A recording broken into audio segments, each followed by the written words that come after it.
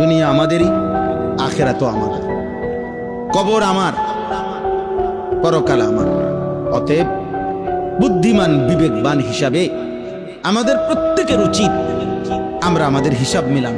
আমার দুনিয়া কটুকু হলো হিসাব করেন, আখেরাত কটুক হলো হিসাব। সম্পদ এটা আল্লাহই দিছেন আমাকে, অতএব এখানে যদি যাকাত ফরজ হয় দেব, হজ আসলে হজ করব, কোরবানি হইলে কোরবানি আদায় করব, পরে যা থাকে তা দিয়ে হিসাব মিলাবো। একজন বুদ্ধিমান মানুষ তো যেই কোনো মানুষ তার পকেটে যে কয়টা টাকা নিয়ে সে বাজারে যায়, সংসারের যে কয়টা খরচ তার তো মাথার মধ্যে একটা পরিকল্পনা করে। সে 5টা মিনিট সে ভাবে আমি কয় টাকার মাছ কিনবো, কয় টাকার চাল কিনবো। আমার চাইলেও দরকার, মাছও দরকার। এখন আমার কাছে টাকাই আছে 1000 3000, আমি চাইলে কিনে নিলাম 3000 টাকা।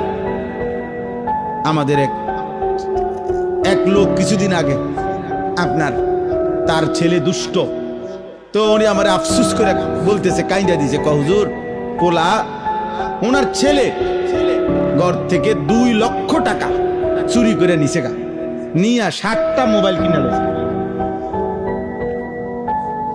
না নিজে টিপতো, মোবাইল টিপতো, দোয়ান না, ছাত্র মানুষ মিয়া, 2 লাখ টাকা দিয়ে যা পাইছে মোবাইল কিনে লেছে। তাই বললাম মাশাআল্লাহ, আপনার একটা বিষয় ক্লিয়ার হয়ে গেল যে মোবাইলের বিষয়টা আর ফ্যামিলিতে কোনো ঝামেলা রইল না। আগামী 30 বছর আমনের বংশের আর কারো মোবাইলের কি থাকলো না, হেতে তো একটা বিষয় কি করে দিল,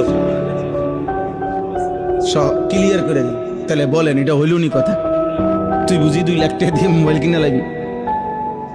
তো এই কথার কথা বললাম। তো আমাদের হালাত হলো এমন, আপনি এটা বোঝা উচিত। আপনি তো দুনিয়াও সাজান, পরিকল্পনা করেন, মাছ কিনবো কদ্দুর, তরকারি কিনবো কদ্দুর, তা আমার এইটুকু সম্পত্তির মধ্যে আল্লাহর বিধান যা আমি তা পালন করব, আমার দুনিয়াবি প্রয়োজন যা আমি তাও পালন করব। এটা তো সহজ বিষয় আব্বা, সহজ বিষয়।